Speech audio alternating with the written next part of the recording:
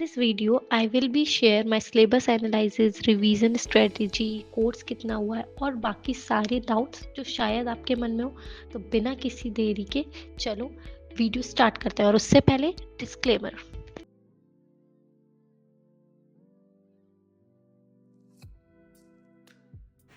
बैठकर आराम से बात करते हैं। Hello friends, welcome back to my channel. आज की वीडियो में मैं आप सभी के साथ अपनी सिलेबस के बारे में डिटेल में बात करूँगी कि मेरा कितना सिलेबस हो चुका है, मैंने कैसे अपना सिलेबस किया है, कब से स्टार्ट किया था, कितना कवर हो चुका है। क्योंकि मुझे मालूम है कि बहुत सारे लोगों को ये कन्फ्यूज़न रहता होगा, क्योंकि एक तो ये सिलेबस इतना बड़ा है, 13 सब्जेक्ट्स इसमें, और 13 सब्जेक्ट्स में इतने सारे टॉपिक्स, और फिर PYQs करना, टेस्ट सीरीज़ देना, रिवीजन करना। एक बार वो कोर्स कर लो, वो प्रोसेस वो भी इजी होती है, पर रिवीजन करना, फिर टेस्ट देना, मार्क्स एनालाइज करना, फिर कहाँ गलती हो रही है ये सब चेक करना, ये सब इतना सुनकर भी हेक्टिक लगता है। लेकिन जब आप इसको एक छोटे छोटे कंपार्टमेंट्स में डिवाइड कर लोगे, स्ट्रक्चरली अपने सिलेबस को एनालाइज कर लोगे, तो यकीन मानो आपको भी इतना टफ नहीं लगेगा। और वो अब जब 3 महीने इतना टफ नहीं लगेगा, और वो अब जब 3 महीने रह गए, तो मुझे लगता है कि ये वीडियो आप सभी के लिए बहुत इंपॉर्टेंट है। और शायद ये वीडियो आपको इतना हेल्प करे, आप समझ पाएँ कि ऐसे सिलेबस पढ़ने से आपके अंदर कॉन्फिडेंस आएगा, आपको स्ट्रेस कम फील होगा,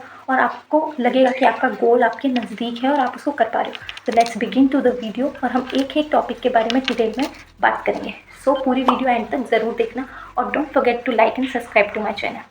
सो लेट्स स्टार्ट। सबसे पहला क्वेश्चन कि क्या मेरा सिलेबस कंप्लीट हो चुका है। तो देखिए, मेरा सिलेबस अभी कंप्लीट नहीं हुआ है। मैं यहाँ पर आके कोई झूठी बातें या फिर अपने आप को सुपीरियर या अच्छा दिखाने की कोशिश बिल्कुल नहीं करने वाली हूँ। मैं आप लोगों को बिल्कुल ऐसा नहीं कहूँगी कि नहीं मेरा सिलेबस तो हो चुका है, 4 बार रिवीजन हो चुका है, टेस्ट सीरीज़ चल रही है, क्योंकि कोई फ़ायदा नहीं होता। मुझे नहीं लगता फेकनेस का कोई भी मतलब है, और जितना ट्रुथ अच्छा होता है उतना ही हम रिलेट कर पाते हैं सामने वाले से।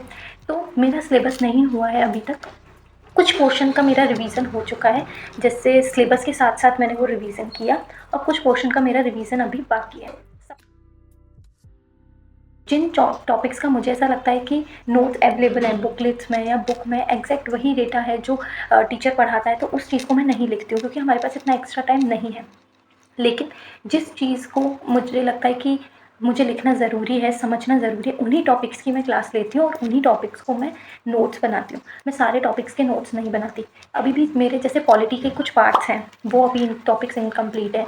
राजस्थानी भाषा के कुछ टॉपिक्स हैं जो मैंने अभी नहीं पढ़े। फिजिक्स के कुछ टॉपिक्स हैं जो मैंने नहीं पढ़े, और कुछ टॉपिक्स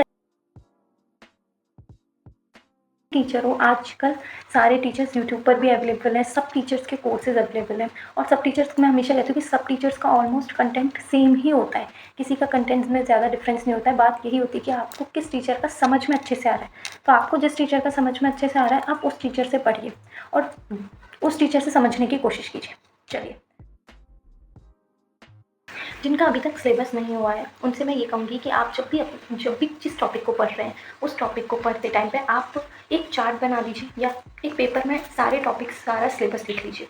और जब भी आप जिस टॉपिक को पढ़ रहे हैं उसके सामने आप, जैसे अगर आपको वो टफ लग रहा है, तो आप लिख दीजिए कि इसकी प्रैक्टिस की ज़्यादा नीड है, या आपको रिवीजन, और अगर आप रिवीजन कर रहे हैं तो रिवीजन के टाइम आपको लगा कि यार ये मैंने पढ़ा तो अच्छे से लिया, पर इसके PYQs मुझ पर अच्छे से नहीं हुए, तो आप वो लिख लीजिए। देखिए, अगर सिस्टमेटिक अप्रोच यूज़ करोगे तो आपका पढ़ने की जो भी टेंडेंसी है वो बढ़ती ही जाएगी, आपको क्लियरिटी रहेगी, और आपको आपका गोल एकदम क्लियर दिखेगा। तो आप लिखेंगे। देखो, मैंने पहले लास्ट वीडियो में भी बताया था कि मैं ट्रेडिशनल वे फॉलो करती हूँ, मैं पूरा लिखती हूँ। लेकिन अगर आप डिजिटल वे फॉलो करना चाहते हैं तो वो कर लीजिए, आप एक्सेल पे पूरी शीट बना सकते हैं। लेकिन आप लिखिए कि आपको कितना हो चुका है, कितना बाकी है, ताकि आपको पता रहे कि कब आपको कौन सी चीज़ का दोबारा रिवीजन, कितनी बार रिवीजन करना है, किस चीज़ का कितना कम रिवीजन करने से काम चल जाएगा, कौन सा टॉपिक ऐसा है जिसके PYQs ज़्यादा इंपॉर्टेंट है।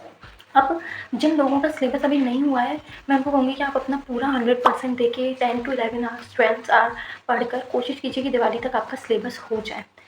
पता है, सिलेबस करना, क्लासेस लेना, नोट्स बनाना, ये बहुत ईजी प्रोसेस होता है। कोचिंग जाना बहुत ईजी होता है।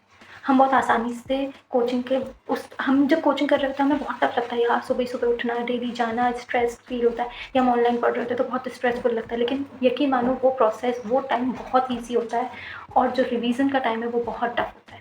और देखिए, अगर सिलेबस नहीं हुआ है तो पहले लिखिए, एक पेपर पर एक पेन बना लीजिए, पूरा लिखिए कि इतना मेरा सिलेबस, ये टॉपिक रह गए, और अगर क्लास लेनी है तो इतनी क्लासेज हैं, इतने टाइम में हो जाएगा। और अगर टॉपिक रीड करना है तो एक टाइम में इतने घंटे में हो जाएगा। इससे आपको क्लियरिटी मिलेगी और रिवीजन के टाइम पे टिक लगाइए कि ये टॉपिक हो चुका है। हमारे सर कहते हैं कि कम से कम 10 से 15 बार एक टॉपिक को पढ़ो, तो उतने टिक्स होने चाहिए किसी टॉपिक के सामने कि हाँ ये मैंने इतनी बार पढ़ लिया। और जब हम इतनी बार पढ़ेंगे तो मुझे लगता है कि फिर तो सिलेक्शन ना हो, ऐसा पॉसिबल ही नहीं। सच बात यह है कि ये मैटर नहीं करता कि कितना लंबा टाइम है, मैटर ये करता है कि आप अपने टाइम को कितनी इफेक्टिवली यूज़ कर रहे हो।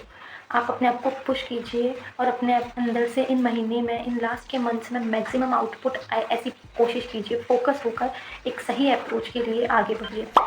So this was my progress update, my future plan. मुझे कमेंट्स में मत बताना बोलना कि आपका क्या सिलेबस कितना हो चुका है, आपकी क्या स्ट्रेटेजी है, ताकि मैं भी आप लोगों से इंस्पायर हूँ और कुछ सीख पाऊँ। अगर आप मेरे वीडियो से कुछ सीख पाए हो, आपको लगा हो कि कुछ इन्फॉर्मेटिव बात मैंने आपको कही है जिससे आपकी माइंडसेट में कुछ क्लैरिटी आई है, तो प्लीज़ मुझे कमेंट सेक्शन में बताइएगा। अगर आपको ये वीडियो हेल्पफुल लगी हो तो प्लीज़ इसको लाइक कीजिएगा और सब्सक्राइब कीजिएगा मेरे चैनल पे। मैं हमेशा कोशिश करूँगी कि मैं ऐसी वीडियोज़ अपलोड करूँ जिसे देखने में आप लोगों का टाइम वेस्ट ना हो, आपको मोटिवेशन मिले। और आई होप हम सब अच्छे से पढ़ पाएँ, सिलेक्शन ले पाएँ और अपने पाथ पर आगे बढ़ पाएँ। Thank you so much. Have a nice day.